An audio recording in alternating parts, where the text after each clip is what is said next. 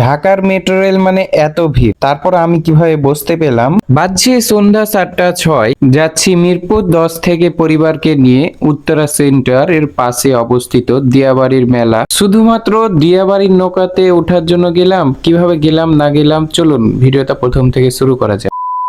ভাই বাসে যাব না, এখন সরাসরি চলে যাব লিফট ধরে দোতলায়, আর সেখানে গিয়ে জানি না কি আছে। তো প্রথমে দেখি সময় দেওয়া আছে এবং ডান সাইডে টিকিট কাউন্টার। এদিকে দেখছি আমার খালুজান টিকিটটা কিনে নিল। খালুজান কি করছে না করছে আমি কিছুই জানি না, আমি শুধু ভিডিওই করছি। এদিকে দেখছি টাইম দেওয়া আছে। খালুজান এদিকে টিকিট নিয়ে নিল। এই যে দেখতে পাচ্ছেন একক যাত্রার সেই কাঙ্ক্ষিত মেট্রো রেলের কার্ডগুলো। এটা ছাড়া আপনি যেমন প্রবেশ করতে পারবেন না মেট্রো রেলে, ঠিক তেমনই আপনি এটা ছাড়া বেরও হতে পারবেন না। এইবার চলন্ত সিঁড়ি দিয়ে 3 তলায় ওঠার পর সেখানেই রয়েছে মেট্রো রেল, কিন্তু আমার নানি উঠতে পারেনি, তাই হাসতেছিলাম আমরা সবাই। নানি নাকি প্রথমবার চলন্ত সিঁড়িতে উঠছে এবং মেট্রো রেলে উঠবে। চলে আসলাম মিরপুর 10 মেট্রো রেলের স্টেশনে। এসে দেখি আমার বিটাটা চারিদিকে হেঁটে বেড়াচ্ছে আর মানুষজন দাঁড়িয়ে আছে অন্য স্টেশনে যাওয়ার জন্য। ও মা, ক্যামেরা ঘুরাতে দেখি খালুজান ছবি তুলছে। ছবি তুলতে তুলতে হঠাৎ মেট্রো রেল চলে আসলো। তারা কোথায় যাবে সেটা না জেনে আরেক বগিতে উঠে পড়েছিল, তাই তাড়াতাড়ি নেমে পড়লো। 6 মিনিট অপেক্ষা করার পর আবারও একটি মেট্রো রেল চলে আসলো। ভাই রে ভাই, যে পরিমাণে মানুষ তাতে দেখি যে আরো একটা মেট্রো রেল বানা দরকার। ফাইনালি মেট্রো রেলে প্রবেশ করলাম এবং ভিতরে গিয়ে হাতলটা ধরে নিলাম। এদিকে আমার বিটা তো এগুলো দেখে খুব মজা পাচ্ছে এবং চারিদিকে দেখতেছে।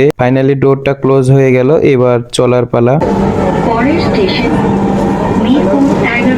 মেট্রো রেলে নাকি সিট পাওয়া যায় না, আর এরই মাঝে আমি একটা সিট পেয়ে যাই এবং সিটে বসে একটু ভিডিও করে নিই। তারপর 10 থেকে 15 মিনিট যাত্রার পর আমরা পৌঁছে যাই উত্তরা সেন্টারে। ভাই মজার বিষয় হচ্ছে বিশাল বড় 5 পাকার ফ্যান। কার্ড পাঞ্চ করলাম কিন্তু কার্ডটি বারবার ভুল দেখাচ্ছিল। ভাবছি কি হচ্ছে এগুলা, যাই হোক যা হচ্ছে হচ্ছে, কি যে হচ্ছে না হচ্ছে বুঝতে না পেরে সেখান থেকে বের হয়ে পড়লাম এবং উত্তরা সেন্টার থেকে দিয়াবাড়ির মেলার উদ্দেশ্যে রওনা দিলাম। হাঁটতে হাঁটতে চলে আসলাম দিয়াবাড়ির সেই মেলায়। এই ডিজিটাল নৌকায় ওঠার জন্য 50 টাকা দিয়ে জনপ্রতি টিকিট কিনে আমরা কয়েকজন উঠে পড়লাম এই ডিজিটাল নৌকায়।